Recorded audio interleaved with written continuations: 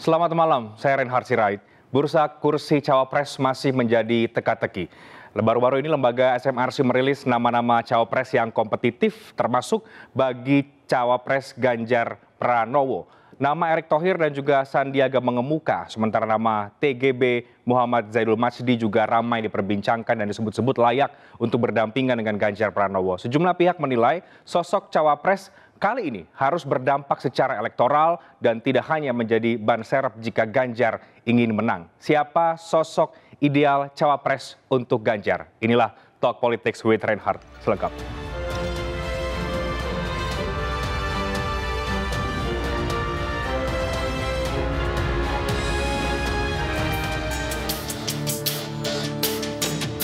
Survei nasional yang dilakukan Saiful Mujani Research and Consulting, SMRC, menunjukkan Erick Thohir dan Sandiaga Uno berada di urutan teratas dengan elektabilitas cukup seimbang sebagai bakal calon wakil presiden Ganjar Pranowo. Hasil survei yang berlangsung pada Mei 2023 tersebut menunjukkan 19,4% responden memilih Erick Thohir dan 14,3% memilih Sandiaga Uno sebagai bakal cawapres terbaik Ganjar saat berhadapan dengan Prabowo Subianto dan Anies Baswedan. Selain itu, terdapat tokoh lain yang masuk daftar cawapres Ganjar dalam survei nasional kali ini, diantaranya Mahfud MD dengan 13,2%, Khofifah Indar Parawansa 8,8%, Agus Harimurti Yudhoyono 8,4%, Airlangga Hartarto 7,8%, Said Akil Siraj 2,5%, dan Yahya Holil sebesar 1,4%. Pendiri SMRC Saiful Mujani mengatakan, terdapat dua lapisan tokoh yang dinilai cocok sebagai pendamping Ganjar. Pertama ialah Erick dan Sandi, dan lapisan kedua adalah Mahfud MD serta nama-nama di bawahnya. Dan bakal capres PD Perjuangan Ganjar Pranowo bertemu dengan Sandiaga Uno yang juga bakal calon wakil presiden yang diusung oleh P3. Keduanya bertemu di ruang tunggu King Abdul Aziz International Airport, Jeddah, Arab Saudi.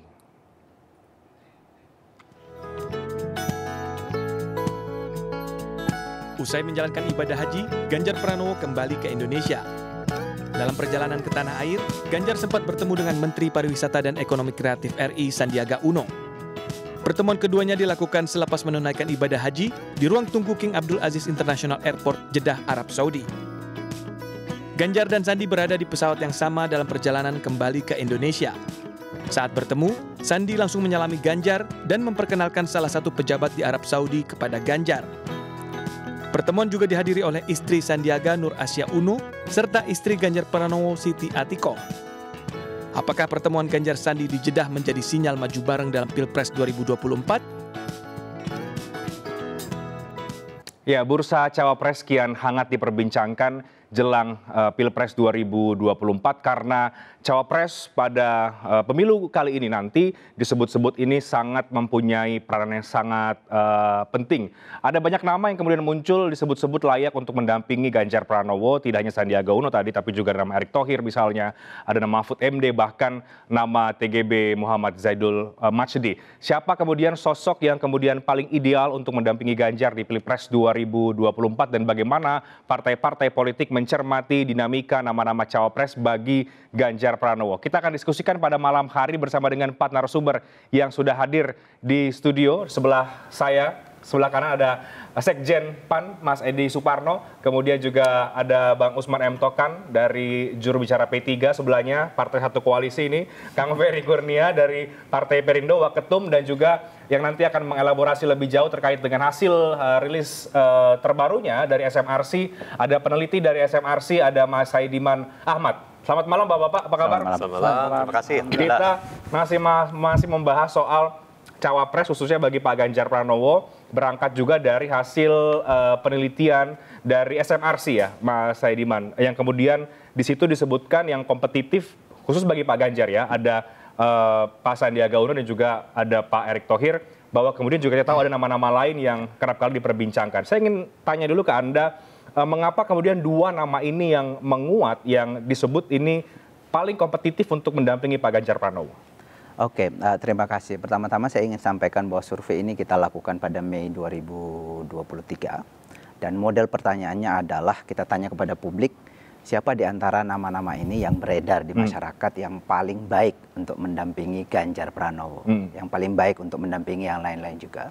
Lalu kemudian kita menemukan tadi sebagaimana data tadi yang muncul, Erick Thohir itu 19,4% yang dianggap oleh publik paling baik untuk mendampingi Ganjar Pranowo. Kemudian ada Sandiaga Uno 14,3%. Bedanya berarti sekitar berapa persen itu, Mas? Bedanya ya sekitar 5%. 5%-an ya? 5%, dan ini sebenarnya bedanya di bawah margin of error, 2 kali margin of error. Jadi survei kita ini margin of errornya 3,1%. Dikatakan signifikan secara statistik jika ia 2 kali dari 3,1% bedanya. Berarti dan yang ini? Ini sebenarnya cukup di dalam margin of error, tapi tidak signifikan bedanya secara statistik. Kemudian di bawahnya ada Mahfud MD 13,2%. Bedanya antara Erick Thohir dengan Mahfud ini signifikan. Sehingga kita bisa mengatakan bahwa Erick Thohir lebih banyak dianggap oleh publik paling baik untuk mendampingi Ganjar dibanding Mahfud MD, kemudian Khofifah, Agus Harimurti, dan seterusnya. Lalu kemudian pertanyaannya, kenapa muncul nama Erick Thohir dan Sandiaga Uno? Saya kira tentu ada banyak alasan ya publik ketika mengatakan bahwa tokoh ini paling pantas untuk atau paling baik untuk mendampingi seorang calon presiden. Tetapi di antara alasan-alasan itu saya kira alasan utama kalau kita lihat adalah kita ada survei yang lain yang kita tanya kepada publik siapa tokoh-tokoh calon presiden itu yang paling mungkin melanjutkan kebijakan Pak Jokowi atau dianggap sebagai keberlanjutan pemerintahan sekarang. Nama yang paling atas adalah Pak Ganjar Pranowo. Jadi Ganjar Pranowo dipilih terutama karena dia dianggap akan melanjutkan kebijakan Pak Jokowi. Lalu kemudian ketika kita tanya kepada publik siapa yang paling pas untuk mendampingi beliau, muncul nama orang seperti Pak Erick Thohir atau Pak Sandiaga Uno. Saya kira ini wajar, ini tidak mengejutkan. Karena bagian dari pemerintahan? Ya, Pak Erick Thohir maupun Pak Sandiaga Uno adalah bagian dari pemerintahan. Jadi mereka menganggap, publik menganggap bahwa yang pas mendampingi tokoh yang akan melanjutkan kebijakan Pak Jokowi adalah juga yang kira-kira seide dengan itu. Kira-kira itu salah satu penjelasannya. Itu gambar umumnya. Mengapa kemudian Anda menemukan bahwa nama Sandiaga jaraknya ada sekitar 45% dibanding dengan Pak Erick Thohir? Padahal kan mungkin Pak Sandi mantan kontender juga begitu di 2019 yang seharusnya punya basis massa yang bisa mungkin masih lebih kuat sebenarnya kan?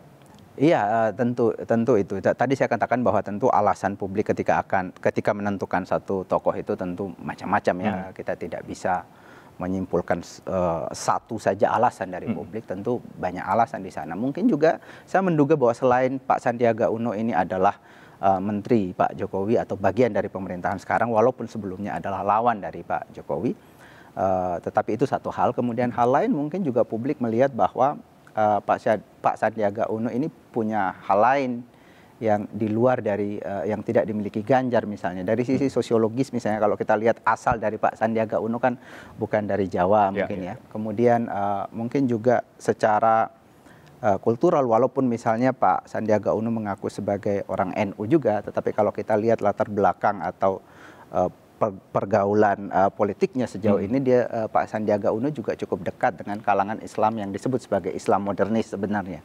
Sehingga mungkin oleh publik dianggap bahwa ini bisa melengkapi Pak Ganjar Pranowo yang lebih punya latar belakang nasionalis dan cukup dekat dengan kalangan Islam tradisionalis misalnya. Saya ke Bang Usman dulu dari P3 yang sudah menugaskan Pak Sandi untuk dimajukan sebagai bacawa pres ya.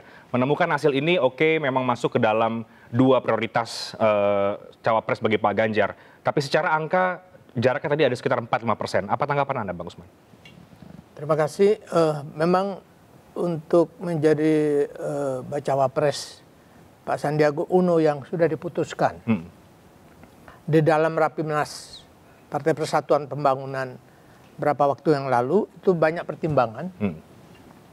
Dan ketika misal dalam situasi seperti ini kita tetap memperjuangkan beliau untuk maju, karena tadi banyak faktor yang berpengaruh terhadap sosok Pak Sandiaga Uno ini.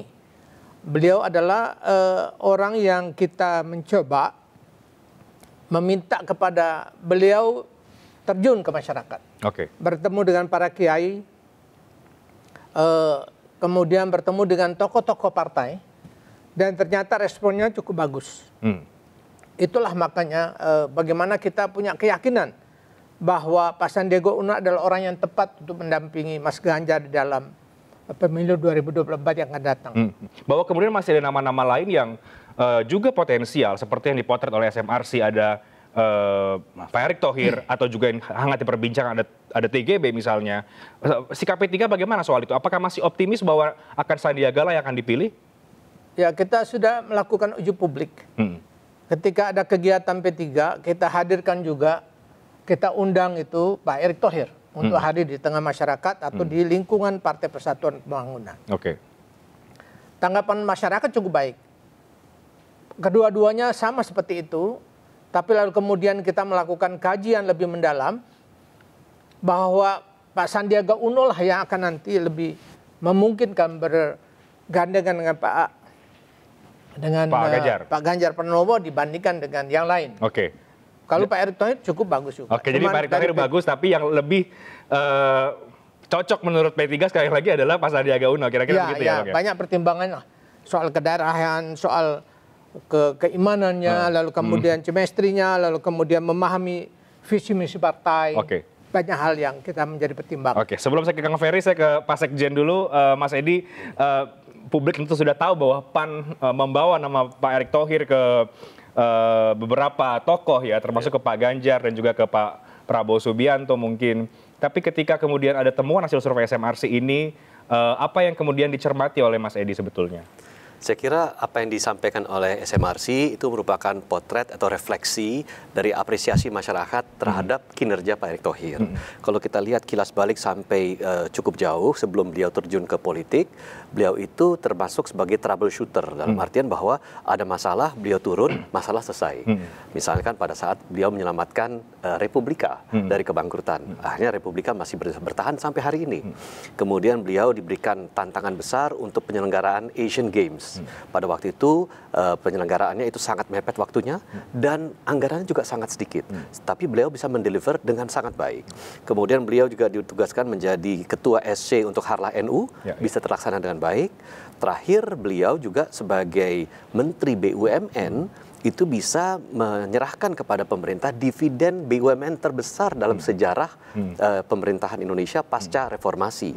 Dan kita juga tahu bahwa beliau diberikan tugas sulit untuk mengelola PSSI dan alhamdulillah sampai saat ini langkahnya cukup baik. Indonesia mendapatkan emas di SEA Games, kemudian kemarin pertandingan antara Indonesia dengan Argentina berjalan dengan sangat baik. Jadi saya kira sudah teruji apa yang dilakukan oleh Pak Erick Thohir, apa yang diberikan tanggung jawab kepada beliau, beliau selalu mendeliver dengan baik. Dan ini adalah refleksi dari apresiasi masyarakat yang dituangkan di dalam hasil kajian dari SMRC. Oke, bahwa kemudian dengan semua capaian-capaian itu masih terpaut cukup tidak begitu jauh dengan Pak Sandiaga Uno misalnya, Pak Edi? Ya, karena Pak Sandi kan memang sudah turun ke gelanggang bertemu dengan masyarakat menjadi tokoh nasional lebih awal. Ya, ketika beliau menjadi cawapresnya Pak Prabowo. Dan kami juga dukung beliau pada saat itu. Nah, tetapi sekarang kita lihat bahwa Pak Erick Thohir dalam kurun waktu yang sangat singkat bisa mengungguli Pak Sandi. Dan itu merupakan, saya kira merupakan bukti bahwa Pak Erick Thohir saat ini sedang mendapatkan momentum baik.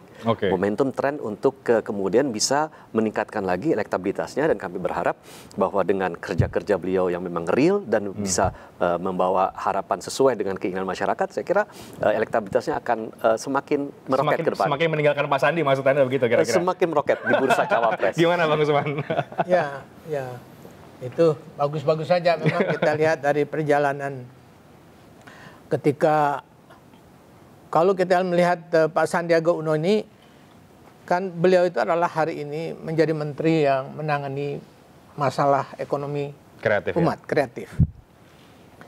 Hari ini masyarakat kita lebih membutuhkan bagaimana bisa bangkit setelah COVID itu, masyarakat bisa hidup normal kembali, bisa berusaha, kemudian bisa melakukan kegiatan secara luas di masyarakat. Oleh karenanya setiap Pak Sandiaga Uno pergi ke daerah-daerah, kita banyak mendapatkan masukan. Lalu kemudian masyarakat menaruh harapan kepada beliau untuk bisa mendampingi Pak Ganjar. Karena pertimbangan lain adalah Pak Ganjar ini dulu ada keluarganya di P3. Lalu kemudian Pak Sandi ini juga punya keluarganya ada di P3. Ini yang membuat kami ingin agar keduanya bisa bersanding lalu berjuang bersama-sama. Pengalamannya Pak Sandiaga Uno pernah menjadi calon wapres, pernah menjadi gubernur, lalu kemudian jadi menteri hari ini. itu adalah modal besar. Oke. Bersama dengan kekuatan P3 hari ini, setelah perjalanan Ketua Umumnya Pak Mardiono, semua bekerja secara luas kepada masyarakat. Kemudian berharap kita, apa yang menjadi cita-cita target dari Partai Persatuan Pembangunan ini, tidak hanya sukses di Pilpres, tapi juga di Pileg. Oke, saya ke Kang Ferry. Kang Ferry sebagai partai yang juga mendukung Pak Ganjar sebagai capres di 2024, Partai Perindo juga punya nama sebetulnya dari TGB, tapi mencermati nama-nama yang tampaknya sudah mulai agak mengerucut ya untuk cawapresnya Pak Ganjar Pranowo. Apa yang Kang Ferry cermati dari nama-nama yang muncul ini?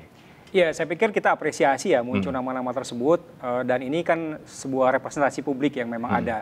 Tapi perlu diingat, dari hasil SMRC itu ada 24% yang memang belum menyatakan dukungan atau pilihannya. Jadi masih ada ruang-ruang yang memang juga bisa kita coba lihat sebagai ukuran yang harus kita coba lihat secara lebih luas lagi kayak gitu. Jadi kalau misalnya muncul nama Pak Erik, Pak Mas Sandi, terus Pak Mahfud dan nama-nama lain, saya pikir wajar-wajar saja itu ada nama-nama yang memang sudah muncul di publik. Tapi kita juga harus lihat bahwa kami misalnya dari Partai Perindo juga ada kader kami yang memang kita bisa munculkan. Dan kalau kita lihat konfigurasi dalam aktivitas proses di Pilpres ini sendiri kan kita tidak bisa melihat satu segmen saja atau satu sisi saja. Tapi kita harus melihat lebih komprehensif supaya itu menimbulkan chemistry yang memang lebih kuat.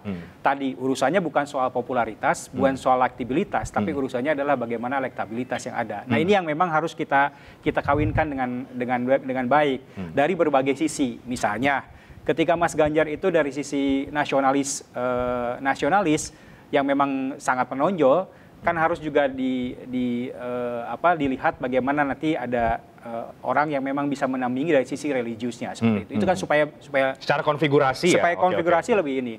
Konfigurasi yang lain kan bisa jadi ada Jawa luar Jawa, ada faktor yang memang melekat soal track recordnya, soal gagasannya dan hal lain yang memang itu bisa diterima atau punya elektabilitas yang ada. Nah, walaupun memang tidak tercermin dalam SMRC itu sendiri, tapi saya pikir seperti kami misalnya dari Partai Perindo, kader kami Pak Tuan Guru Bajang misalnya, saya pikir punya kans yang lebih besar juga selain Pak Erik dan juga Pak Sandi dalam aktivitas proses untuk mendampingi Pak Ganjar. Karena tadi kita melihat di sini ada sisi religiusnya yang dipunyai oleh Pak TGB, Pak Ganjar dengan nasionalisme. Ini kan satu perkawinan yang saya pikir konfigurasinya bisa kita lihat. Yang kedua, Jawa luar Jawa. Yang ketiga, pengalaman dalam konteks pemerintahan. Pernah gubernur 2 periode dan juga pernah di DPR. Jadi pengalaman konteks pemerintahannya juga ada. Nah, saya pikir ini yang juga perlu kita lihat. Termasuk juga hal-hal lain yang memang itu muncul di aktivitas di masyarakat seperti itu. Bahwa kemudian ada tantangan soal elektabilitas, itu bagaimana Kang Ferry? Saya pikir ruang-ruang ini yang memang harus kita coba lihat. Ini kan cerminan ya. Cerminan hari ini yang saya melihat bahwa 7-6 bulan ke depan ini saya pikir akan berubah konfigurasinya. Sama halnya ketika 2019 juga kan akan berubah seperti itu.